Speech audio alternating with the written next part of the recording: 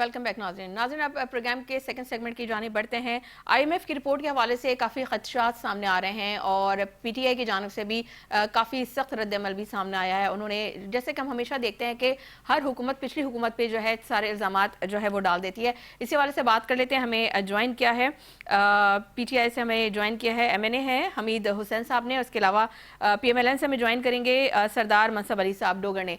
Sir अस्सलाम वालेकुम, आप दोनों मेहमानों का बेहद शुक्रिया। सरदार साहब, आपसे जानना चाहूँगी कि ये जो रिपोर्ट आई है, लेकिन आईएमएफ ने गुज़िश्ता कई माह पहले जो है ये रिपोर्ट शाया कर दी थी और उन्होंने कहा था, और अब ये शर्त रखी कि जब तक कि ये रिपोर्ट आप लोग पब्लिक नहीं करेंगे अगली किस्त आपको नहीं पे की जाएगी। तो सर क्या वजह थी, रिपोर्ट क्यों शाया नहीं की गई थी? जी, रिपोर्ट ये जो करप्शन के मतलब उन्होंने कहा है। हेलो जी जी सर, आईएमएफ की जो रिपोर्ट जी है, जो उन्होंने 186 सफ़ात पर जो मुश्तमिल रिपोर्ट दी थी, उन्होंने कहा आप इसको मंजर आम पर लेकर आएँ तो उसके बाद आपको अगली किस्त जो है वो दी जाएगी। तो क्या वजह थी जो हुकूमत ने वो रिपोर्ट शाया नहीं की थी? ये हुकूमत ने रिपोर्ट इसलिए शाया नहीं की कि हम इन दिनों मुश्किल हालात में हैं। पता नहीं क्या वजह हो सकती है, ये ऊपर के लेवल पे पता हो सकता है उसके क्या रीजन थी कि उन्होंने क्यों नहीं रिपोर्ट दी। उनके हमारे काफी माली मुश्किलात में शामिल मुल्क हैं, तो हमें तो उनकी मर्जी के मुताबिक सारी बातें तो हम हल नहीं कर सकते। अच्छा ठीक है, लेकिन अपने मकामी हालात को भी देखना होता है, जो हमारे जमीनी हकायक हैं उसको भी देखना होता है। ठीक है, लेकिन रिपोर्ट में सर वाज़े तौर पर जो गवर्नेंस की कमजोरियों पर उंगली उठा रही है मौजूदा जो इस वक्त आपकी जो जमात है, इस तनकीद का सामना किस तरह से करेगी, किस तरह से आप लोग जस्टिफाई करेंगे? क्योंकि उन्होंने कहा कि अशराफिया और जो असर उसूल रखने वाले लोग हैं, करप्शन उस लेवल पे बहुत ज़्यादा है। तो सर इसको आप लोग किस तरीके से जस्टिफाई करेंगे? जी देखें, हम तो हुकूमती लेवल पे जो है कि वो हम इसका दावा कर सकते हैं कि हमारी जीरो करप्शन है। ना मरकजी गवर्नमेंट में कोई ऐसा स्कैंडल सामने आया, ना हमारी सूबाई गवर्नमेंट में कोई ऐसा सामने आया। तो बाकी जो जाती लेवल पे नीचे लोग कर रहे होते हैं, जब पकड़े जाते हैं तो उनको छोड़ा तो नहीं जाता, उनके खिलाफ इंक्वायरीज होती हैं, फिर किया जाता है। वो आईएमएफ तो अपने मगरबी हवाले से बात करती है, उनके सिस्टम बहुत अपडेट है। अभी तो हम जी फरमाइए। अभी तो हम अपने वो प्रोग्राम पे आ रहे हैं, मैसिंग पे आ रहे हैं, वो जो हम काम कर रहे हैं, हम तो वैसे ही जो काम करते थे उसमें करप्शन का तरीका था। अब ऐसा उन चीजों को अडॉप्ट कर रहे हैं और हम इस चीज को कम कर रहे हैं। सर लेकिन आप ये फरमा रहे हैं कि अपर लेवल पे और ना ही लोअर लेवल पे किसी किस्म की कोई करप्शन है ही नहीं। तो सर मतलब इतने दिन हो गए रिपोर्ट आए हुए, लेकिन हुकूमत की तरफ से कोई तरदीद भी नहीं आई। सरदार साहब, हुकूमत की जान से कोई तरदीद भी नहीं आई अभी तक। तो सर ये तो बैरूनी तौर पे इसकी रिपोर्ट आई है ना, ये कोई इन हाउस किसी ने रिपोर्ट तो शायद नहीं की है, और आईएमएफ ने रिपोर्ट की है, तो उसमें कोई ना कोई तो सदाकत होगी। जी मैं मानता हूँ कि जरूर सदाकत होगी, मगर वो हमारे हुकूमती लेवल पे इन चीजों को कंट्रोल किया जा रहा है। जो भी निशानदेही होती है उसमें काफी सख्ती से चीजों को हम अडॉप्ट कर रहे हैं और इन चीजों को खत्म कर रहे हैं। जो पुराने इतने अरसे से लोगों को आदत पड़ी हुई है वो उन्हें सीधा कर रहे हैं। मगर हम तो इसी बात का दावा कर सकते हैं कि हुकूमती लेवल पे कोई ऐसी बात नहीं हो रही।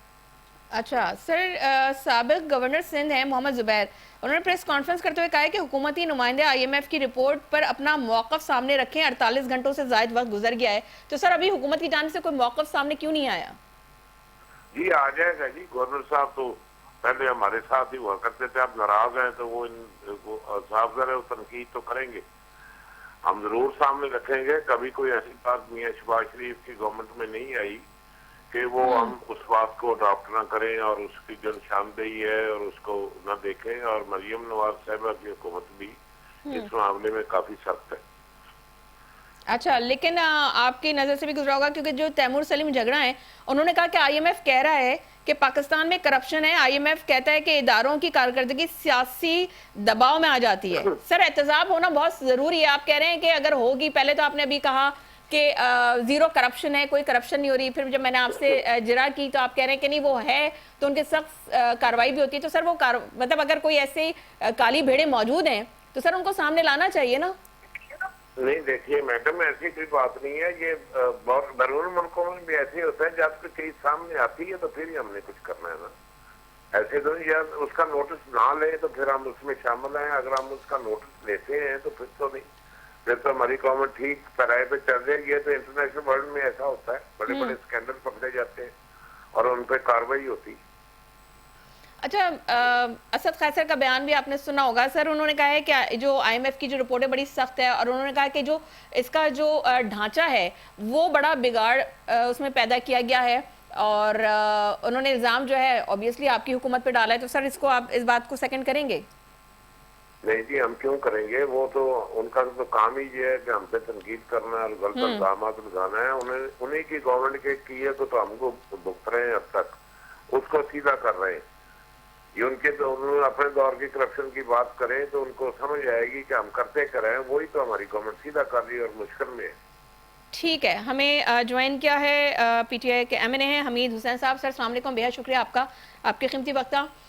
حمید صاحب یہ بتائیے، جو آئی ایم ایف کی جو سخت رپورٹ کے بعد بھی جو حکومت ہے وہ ہر غلطی پچھلی حکومت پر ڈال رہی ہے، آپ کے نزدیک اصل ذمہ داری کس کی ہے؟ اور آپ کی جو جماعت ہے اس وقت ملک کو معاشی گڑھے سے نکالنے کے لیے کیا تجویز دیتی ہے؟ کیونکہ اسد قیصر صاحب کا تو بڑا بلنٹ جو ہے وہ بیان سامنے آیا ہے، تو آپ اس بیان کو کس طریقے سے کس تناظر میں دیکھ رہے ہیں؟ بسم اللہ الرحمن الرحیم. پہلے تو میں یہ کریکشن کر دوں، میں پی ٹی آئی کا الائز ہوں. بیسیکلی میں متحدہ مجلس عمل سے، MWM مجلس وحدت مسلمین سے میرا تعلق ہے.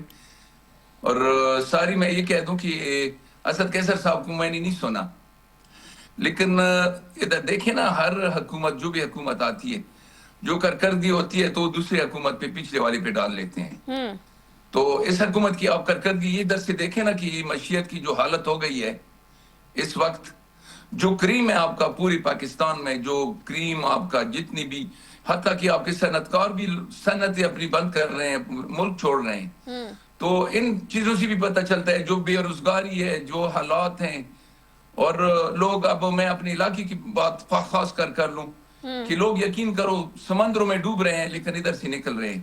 تو یہ کس حکومت پہ آپ ڈالیں گے؟ یہ پچھلے حکومت کی کارکردگی ہے یا اس حکومت کی کارکردگی ہے؟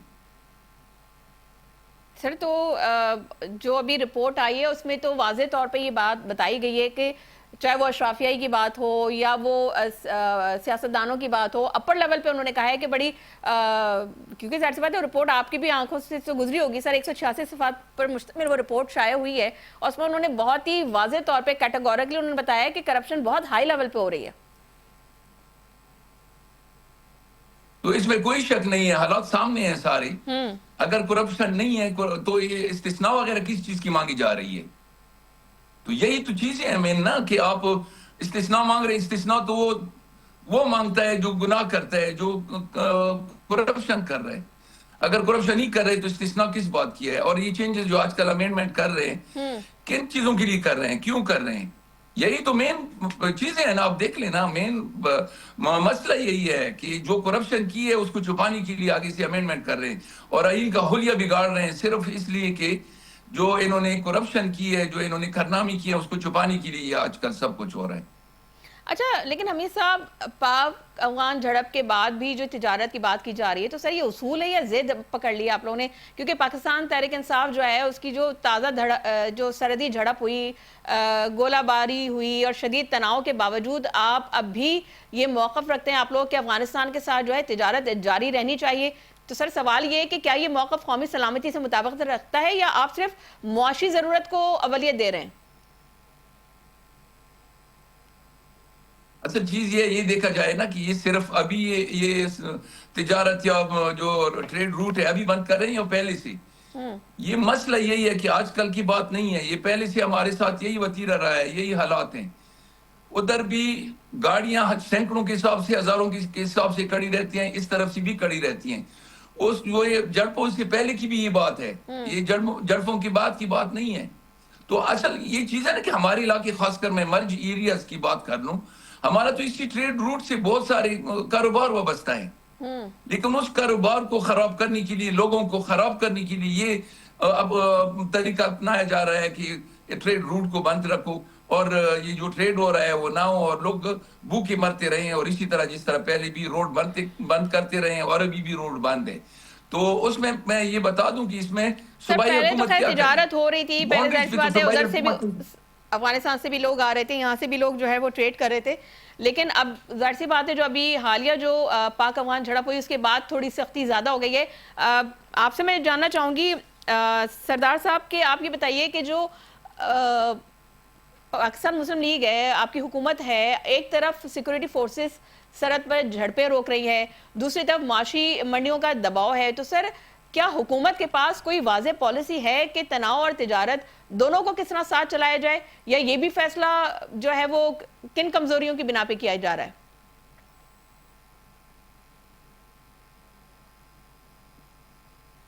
جی سردار منصف صاحب آپ موجود ہیں ہمارے ساتھ؟ جی جی جی جناب کیا کوشچن ہے آپ کو؟ سر میں آپ سے یہ پوچھنا چاہ رہی ہوں کہ ایک طرف سیکورٹی فورسز جو سرحد پہ جو جھڑپیں ہوئی ہیں، تو سر آپ کی حکومت بھی ہے، دوسری طرف جو ہے معاشی منڈیوں کا دباؤ بھی ہے، تو سر حکومت نے جو یہ فیصلہ کیا ہے اس کے پاس کوئی واضح پالیسی ہے کہ تناؤ اور تجارت دونوں کو جو ہے وہ کس طریقے سے ساتھ چلایا جا سکتا ہے، یا یہ بھی جو ہے آپ لوگ کی جو فیصلے کی کمزوری ہے کہ آپ لوگ فیصلہ نہیں کر پا رہے ہیں کہ کرنا کیا ہے؟ نہیں جی، ہم نے تو فیصلہ کر دیا ہوا ہے، مگر یہ تو دباؤ پہ ہے کہ ان کی ریکویسٹ پہ ہے کہ آپ تجارت جاری رکھیں. اور افغانستان کے لوگ جو ہیں، عام پبلک جو ہے، ان کے حکمرانوں کے علاوہ وہ مہنگائی کا شکار ہے، وہی کہہ رہے ہیں. ہم تو نہیں کہہ رہے، ہم نے تو تجارت بند کر دی ہے، اس راستے بند کر دیے ہیں کہ اس سے دہشت گردی آتی ہے، ہمارے بے گناہ لوگوں کو مارا جاتا ہے، ہماری افواج کے نوجوانوں کو شہید کیا جاتا ہے، اس لیے ہم نے بند کیا. اگر وہ اس کی بھی یقین دہانی کرائیں گے تو ہم راستہ کھول دیں گے ان کے لیے.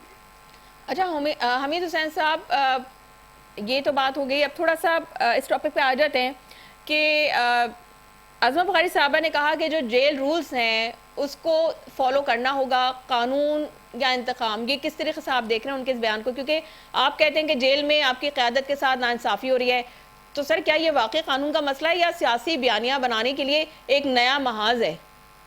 کیونکہ انہوں نے تو پورے اعداد و شمار بتا دیے عظمت بخاری صاحبہ نے. اصل بات یہ ہے نا کہ ادھر یہ بھی دیکھا جائے نا کہ قانون کہاں تک قانون لاگو ہو رہی ہے. قانون بار بار کورٹس عدالت ہی آرڈرز دے رہے ہیں، اجازت دے رہے ہیں، اس کی باوجود نہیں چھوڑ رہے. تو اس کا مطلب یہ ہے کہ جنگل کا قانون ہو گیا نا، قانون تو ایمان ہی نہیں رہے. جب قانون آپ نہیں مانتے تو پھر لازمی بات ہے کہ تبھی تو لوگ ہاتھوں میں قانون لے لیتے ہیں. کیوں لیتے ہیں؟ اسی وجہ سے کہ جب قانون لاگو نہیں ہوتا، قانون کوئی نہیں مان رہا، تو پھر آگے سے ریئیکشن بھی ہوتا ہے نا. یہ اصل چیز، یہ سیاسی والی بات نہیں ہے.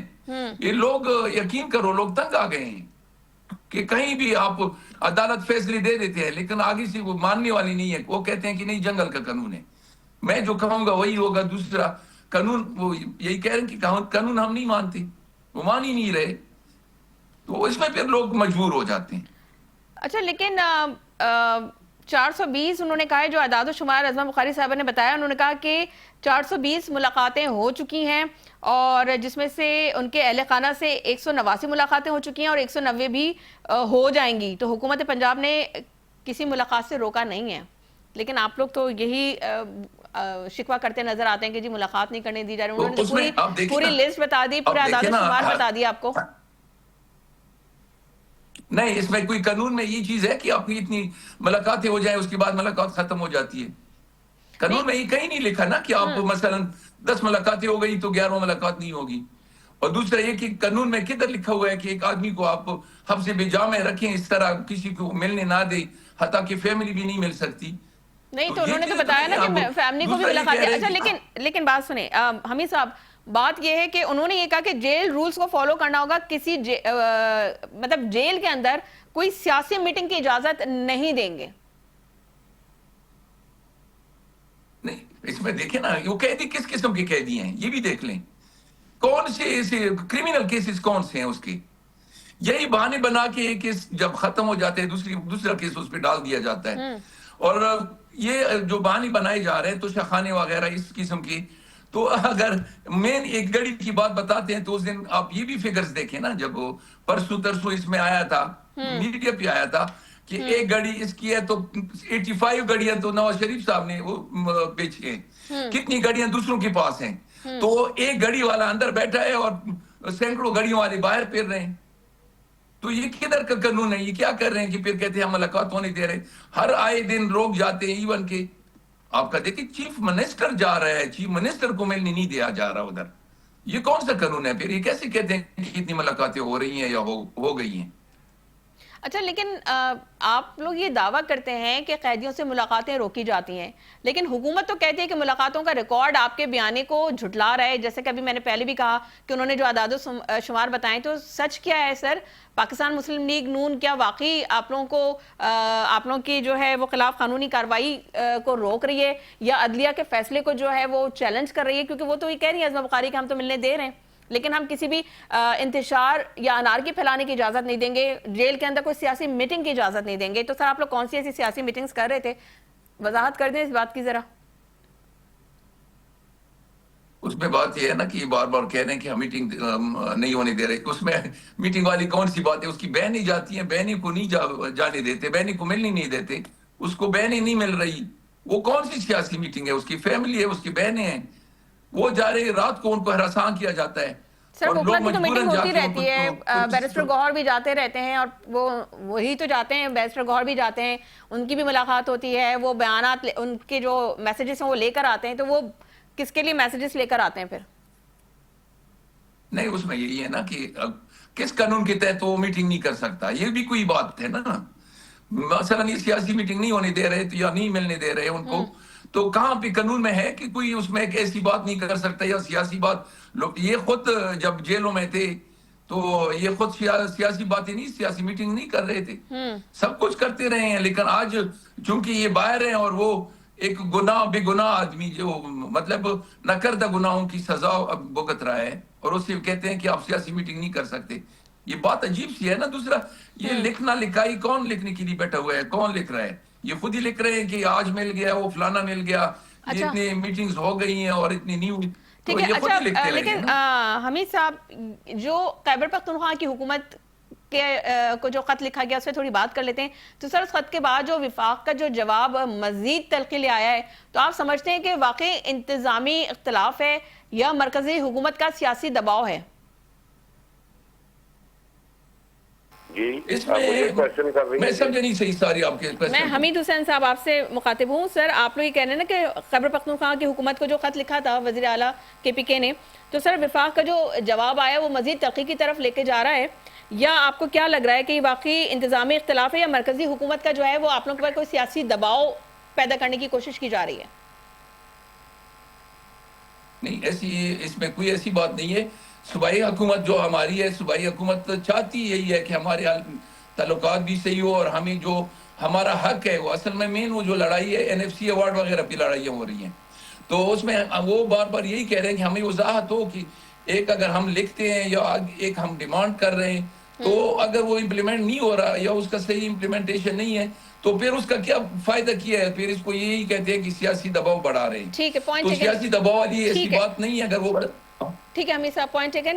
سردار صاحب آپ یہ بتائیے کہ وفاق نے کہا کہ قواعد سب کے لیے برابر ہیں، لیکن خط کے جواب نے جو ماحول ہے آپ کو نہیں لگتا کہ مزید خراب کیا؟ کیا مرکز سیاسی جو اس کو کہنا چاہیے جو ریلیکسیشن دینے کی بات ہے، تو سر اس میں ناکام ہو رہی ہے؟ جی سردار صاحب موجود ہیں آپ ہمارے ساتھ؟ جی جی جی سر بتائیے گا کہ سر جو خط لکھا گیا مریم نواز صاحبہ کو، تو اس کا جواب انہوں نے نہیں دیا، لیکن انہوں نے کہا کہ جی اس کا جو جواب آیا ہے ازما بخاری کی جانب سے وہ بڑا تلخ ہے. تو سر آپ کو نہیں لگتا کہ یہ مزید جو ہے تلخیاں پیدا کر رہا ہے، اور مطلب آپ اس کو سیاسی ریلیکسیشن جو ہے دینے کو ترجیح آپ لوگ نہیں دے رہے ہیں؟ جی میری گزارش سنیں، یہ خط تو انہوں نے لکھ دیا، ازما بخاری صاحب نے بھی جواب دے دیا. انہوں نے کیا غلط دیا ہے؟ ابھی تک وفاقی گورنمنٹ سے ملک کے ساتھ، ملک کے فیور میں کون سی ہماری یہ خیبر پختونخوا کی حکومت جو PTI کی یہ چل رہی ہے، کسی ایک پوائنٹ پہ بتا دیں. جو جیل کو انہوں نے بنایا ہوا ہے کہ اسے ہر وقت وہ سیاسی میٹنگز، وہ بانی سے بات کرنی ہے، پھر انہوں نے باہر بات کرنی ہے.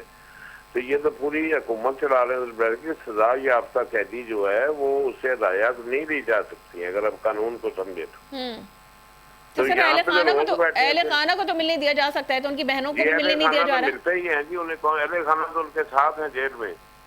تو نہیں سر، ان کی بہنوں کی بات ہو رہی ہے، ان کی ہمشیرہ کی بات ہو رہی ہے.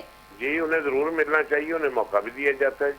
اب روز ہی ملنے پہنچ جائیں تو رولز ہیں جیل خانہ جات کے، اس کے مطابق ہی ملنے دیا جا سکتا ہے. ٹھیک ہے ٹھیک ہے.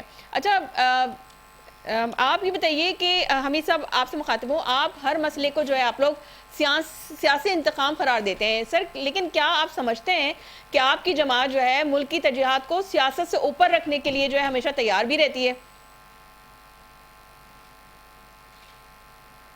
مین بات اصل میں یہ ہے نا کہ آپ دیکھ لیں جو ایم این ایز آئے ہیں، جو یہ میں کہتا ہوں سلیکٹڈ لوگ ہیں، سلیکٹڈ فارم 47 کی جتنے لوگ آئے ہیں، تو اس میں آپ دیکھیں نا پی ٹی آئی والے اور کیا کریں. پی ٹی آئی والے تو یہی کہہ رہے ہیں کہ ہمارا مینڈیٹ پہلے کیوں چھڑایا گیا. مینڈیٹ چھڑایا گیا اور اس کے ساتھ یہ ہے کہ اب جیسے آپ پارلیمنٹ ہاؤس میں دیکھیں وہ بالکل ایک طرفہ کروائیاں ہوتی ہیں. ہم یقین کرو بار بار ہم یا پارلیمانی لیڈرز ہیں یا ہمارا اپوزیشن لیڈر تھا، ابھی تو فی الحال اپوزیشن لیڈر کی ابھی یہ آرڈرز بھی نہیں کر رہے، تو اس میں سارا یقین کرو آپ کو اندازہ ہو جائے گا کہ پارلیمنٹ ہاؤس میں بالکل پارلیمانی کام ہو ہی نہیں رہا، یک طرفہ کروائیاں ساری. ابھی دیکھو ہم نے 75 ایم این ایز نے سائن کیا اپوزیشن لیڈر کے لیے، لیکن اس کے باوجود اس کے آرڈرز نہیں ہو رہے. تو یہ کون سا قانون ہے، کس طرح یہ چلا رہے ہیں؟ اچھا سردار منصف صاحب آپ یہ بتائیے کہ سر آپ لوگ بار بار کہتے ہیں کہ حالات نازک ہیں، تو سر کیا حکومت خود غیر ضروری سیاسی ٹکراؤ کم کرنے کے لیے کوئی بامعنی اقدام اٹھائے گی؟ جی ہم تو بالکل تیار ہیں، مگر ان کی شرائط کیا ہیں کہ قیدی کو رہا کر دو، وہ عدالتوں کا معاملہ ہے، وہ ہمارا تو معاملہ ہی نہیں ہے. ایگزیکٹلی اسے رہا کریں یا نہ کریں اس میں ہم کیسے مداخلت کر سکتے ہیں. اس کے علاوہ ان کا کوئی مطالبہ ہے ہی نہیں. ہے ان کا مطالبہ بتا دیں. نہ وہ صوبہ سرحد میں عوام کی فلاح کے لیے کام کرنے کے لیے تیار ہیں، نہ وہ دہشت گردی کے خلاف بولنے کو تیار ہیں.